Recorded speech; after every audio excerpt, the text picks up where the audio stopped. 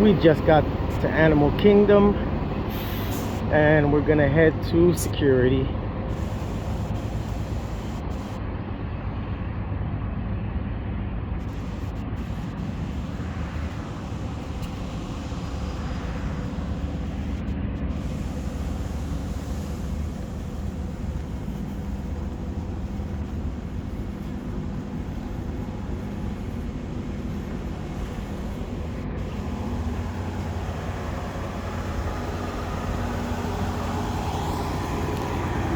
Hi, Nancy.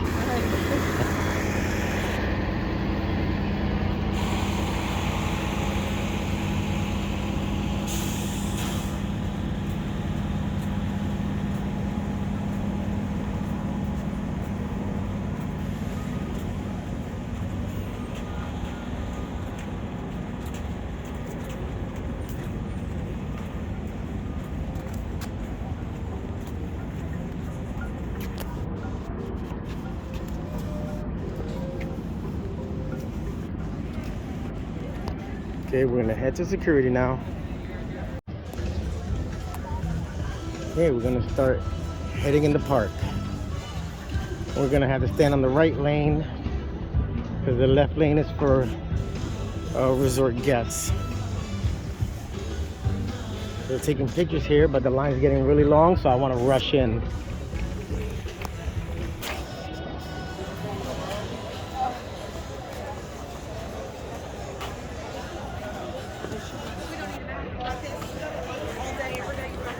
Here's the mountains of Pandora, floating mountains. We just made it in to the Oasis area. Waited a long time because there are a few guests were disorganized with their group.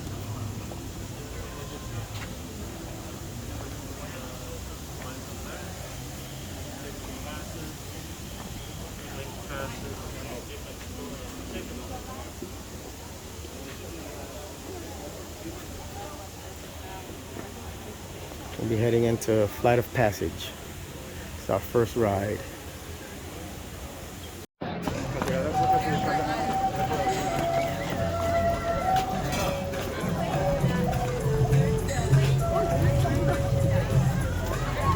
It's the Tree of Life. Everybody's heading to Pandora.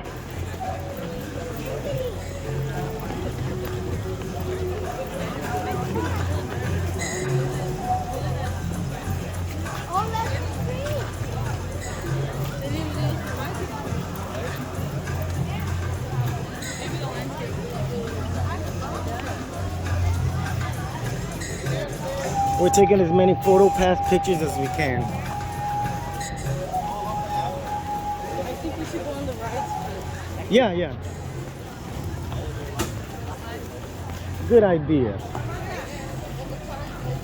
Look at the animals over there.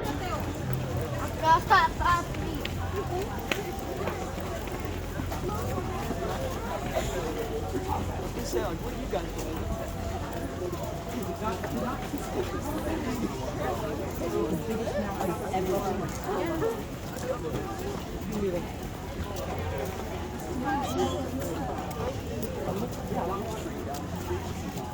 I learned my lesson. I'm not running anymore.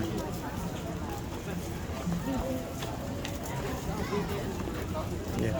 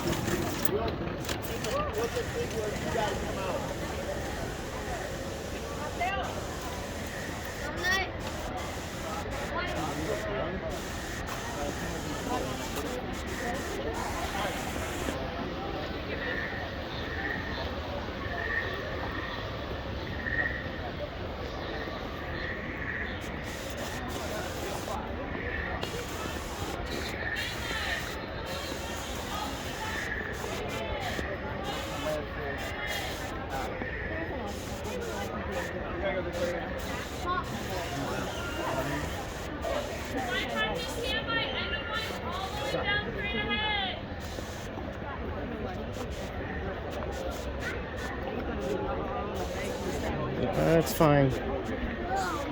We're gonna do this every time we get on this ride.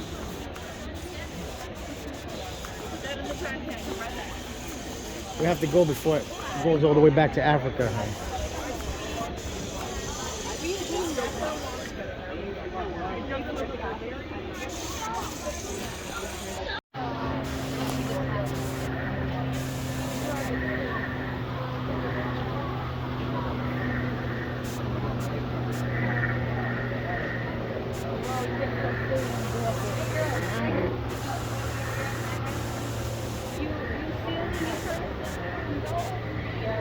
They go in November, then they had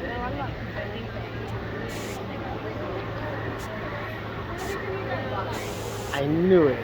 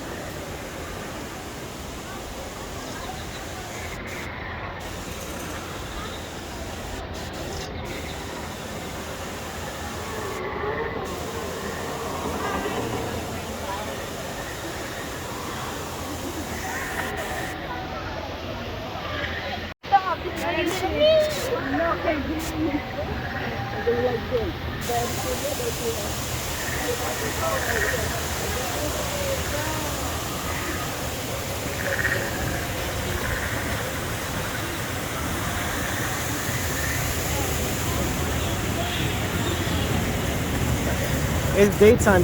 Take the flash off her camera. You take the flash off, you can take the pictures faster.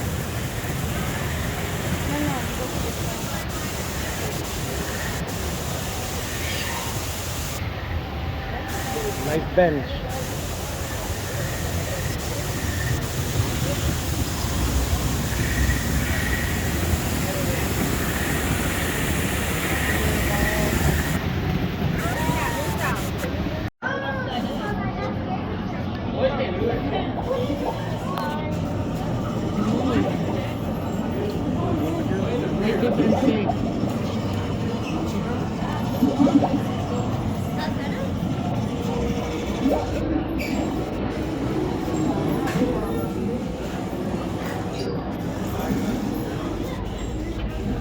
Please keep up with the party in front of you.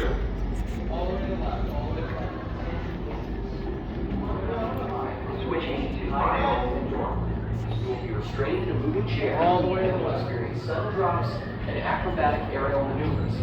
Those with a fear of heights who are prone to motion sickness should bypass this experience. Thank you.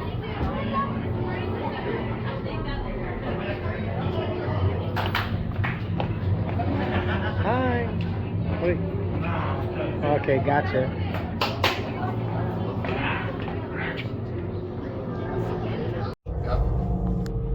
Great! Welcome to the Avatar program.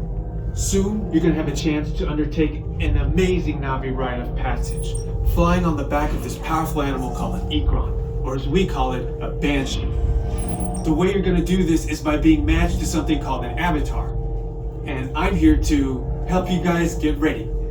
But first, we have to scan you for Pandoran microparasites. Alright everyone, stay on your number and move your arms a bit. Okay, start scan.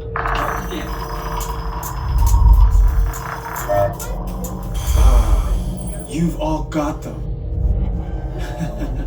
But don't worry, they're very common around these parts. Let's start the decon. Initiating GMR decon. Stand still over your number, you're not gonna feel a thing. You're doing great. Almost done, boys. We're all clear. Great. Now let's go over how all this works. Like I said before, you're going to be matched to these things called avatars, which look a lot like the Na'vi. They're created by blending human DNA and Na'vi DNA. Ready, Annie? Yep. Nice. We're ready to go.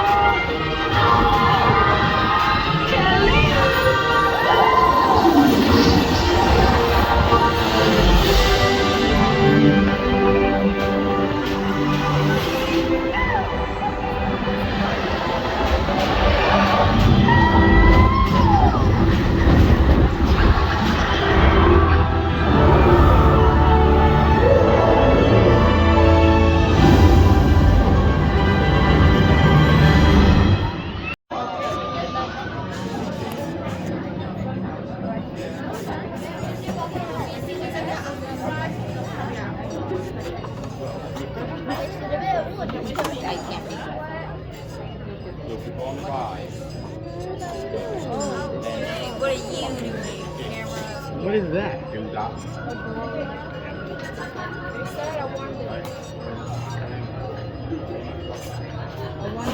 Remember the long time the old men were bought for? There you go. You want to buy it? Look, they say something. And it's $6 each. 9 something. Huh? Take one, take one.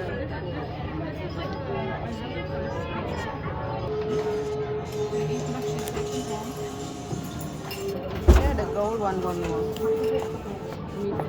I think it's up. Alright, choose the ones you like. I'm gonna go find the kids.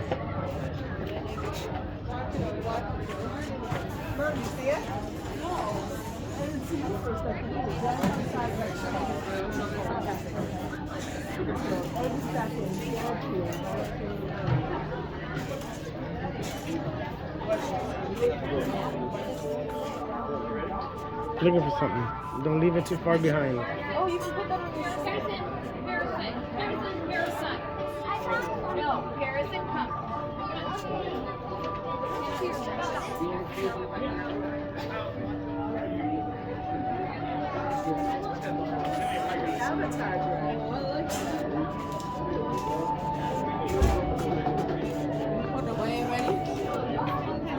You say yeah. expensive. Another one you say $6. They all, oh no, they're all the same. $10. Yeah. You put away. Yeah, you want more? No, it's get one, but I don't see another color that we want.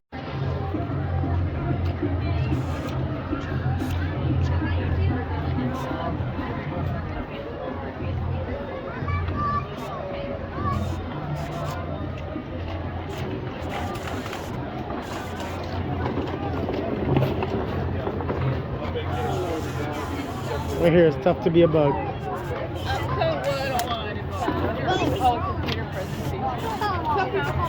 No!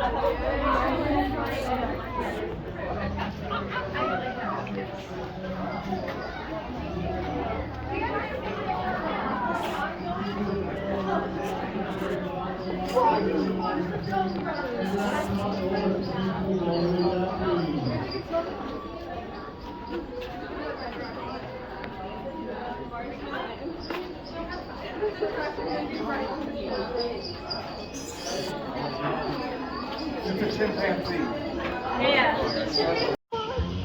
So excited about all the fabulous fun of Donald's Dino Bash, Goofy and Pluto are on a quest to tell, well, everyone. So if you're hearing this, you are a part of everyone. Congratulations! When you see Goofy and Pluto, give them a shout hello. Wish them well as they learn about their friend Donald Duck.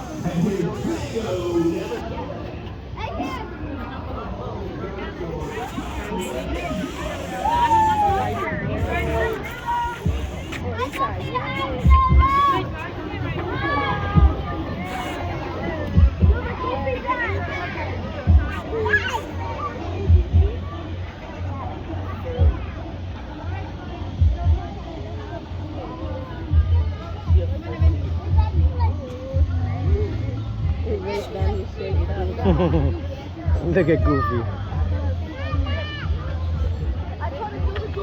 Alright, come on.